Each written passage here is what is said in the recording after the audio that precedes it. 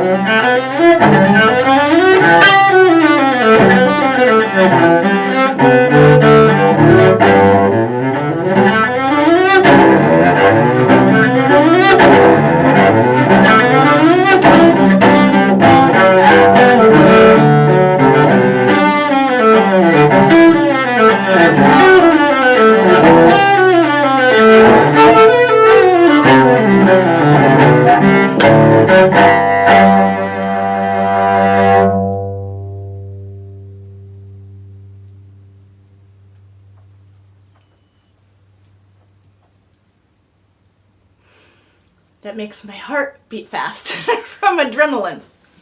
So I'll talk for a bit to calm back down. The next work I'm really excited about playing. It is by a woman who is living in the UK, originally from Canada. She's living in the UK right now. Her name is Caroline Bordignon, and she is both a multimedia visual artist and a composer. And what she's especially interested in doing is combining those two things. So she does these wonderful paintings while music is playing, for example. And really does a synthesis of aspects of color, light, space, and time to make a unified whole out of these somewhat disparate, possibly, artistic expressions. Sound to color synesthesia is the description of when someone hears a musical tone, they see a color. And so that's one of the ideas that she's exploring with the music and visual thing together. So in this piece, which is called First Light, she explores the idea of creating the visualization of light with the sound of the cello. This is a piece that was first performed in November. It was written, or at least finished, last year. And it was commissioned by Ovidiu Marinescu and performed in Wilmington. So this is only the second performance ever of this piece. I found it kind of by chance as I was Googling women composers from Britain on the internet, trying really hard to find something. I'm really trying to present a work by a woman on each one of these live streams. I feel that's important. And so I was completely thrilled to come up with this piece. I'll read you what she wrote about it. This piece explores light and reflects awaking and emerging after a period of sleep.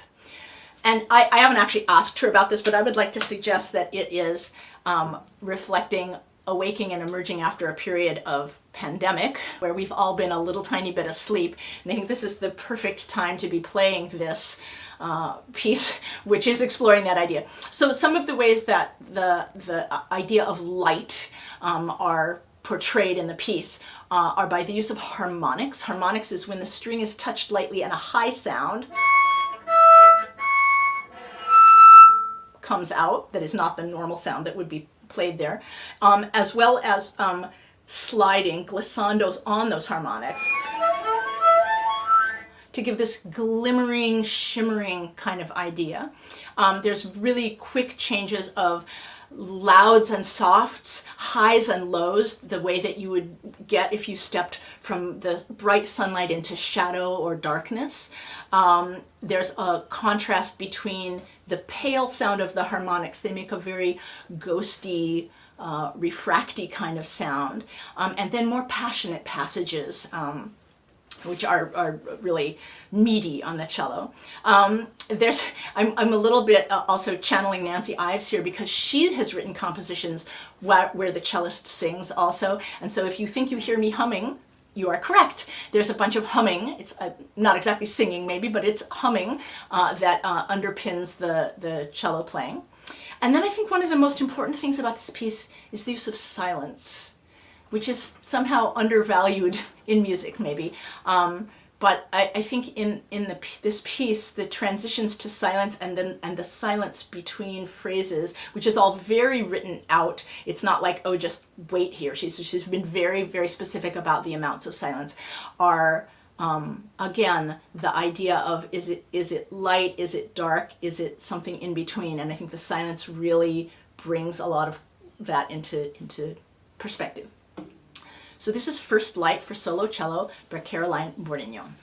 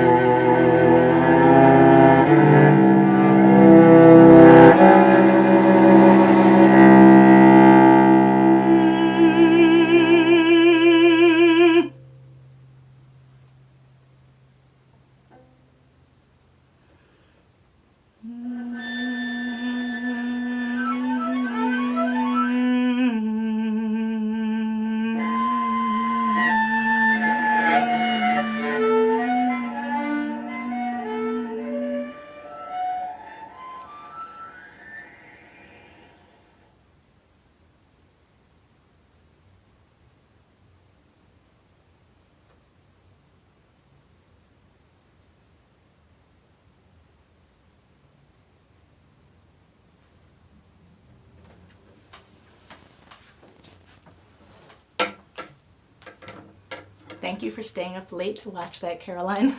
She is in England. So the next piece that I'm going to play, so I'm excited to have gotten to play that piece, and I hope I get to play it more times. If you are interested in getting it, you can search for her website. I also actually recommend that you go look at her visual art that she has on there, because it's really wonderful. Okay, so the next piece I'm going to play was the piece that basically inspired this program. This is my COVID piece. I fell in love with this piece right last year in March, and I started learning it, and I've played bits and pieces of it, but I've never played the whole thing all together. This is a sonata in G minor for solo cello by a man named Granville Bantock, who was evidently pretty well-known English composer in his day being the late 19th and early 20th century. Kind of similar time to Edward Elgar, but he wrote really a lot of pieces, but we know almost nothing of him now. He wrote several things for cello. This sonata is in 4 movements, and it the movements are, the first movement is an introduction to the second, and the third movement's an introduction to the fourth. And it's a funny piece. Both of the kind of intro movements are really rhapsodic. They are written without bar lines or time signatures. That makes them sound kind of abstract, but they're not. It's a really romantic piece. They're both written like, basically play this however you want. I mean, it's written out with rhythms and notes, but with a huge amount of freedom. And then the second movement and the fourth movement, which are the ones that follow those, are very strict and very kind of classical in form. Sort of a romance for the second movement, and what we call a moto perpetuo for the fourth movement, which means that it moves unceasingly fast notes the whole time. So this is the 4-movement sonata in G minor by Granville Bantock. Maybe I'll tune.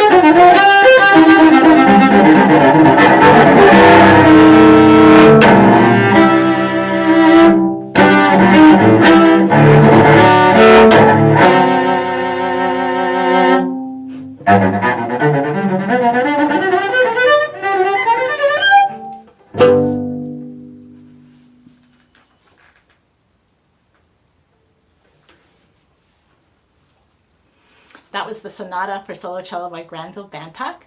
I want to invite you to tune in on the other Tuesdays, 6:30 Pacific time of this month, where Nancy Ives will be playing. I'll be back again the first Tuesday in July and the first Tuesday in August, and we don't know how long we're going to keep doing this, but that's the plan. Also go check out Portland Cello Project. Tickets to our July 18th show here in Portland. Extreme Dance Party is going to be a great event. I'm going to peek at the comments just to see what people are saying. People liked the Bantock. That's great. I'm glad.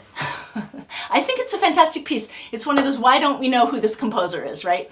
And there's so few pieces written for solo cello. One of the things that I'm trying to do, and Nancy's trying to do with these Cello Tuesday broadcasts, which have always been, with maybe one or two exceptions, completely solo cello, is to try to bring awareness and expand the solo cello repertoire. So for instance, I'm so thrilled that we had the piece by Caroline Bordignon, because there's an expansion of the repertoire. And in fact, I see John Hidalgo, who is a composer who has just completed a sonata for solo cello that one of my students is going to be playing this summer. So we're out there trying to expand our solo cello repertoire as we can. Okay, thank you so much for tuning in, and I'll see you next month. Bye.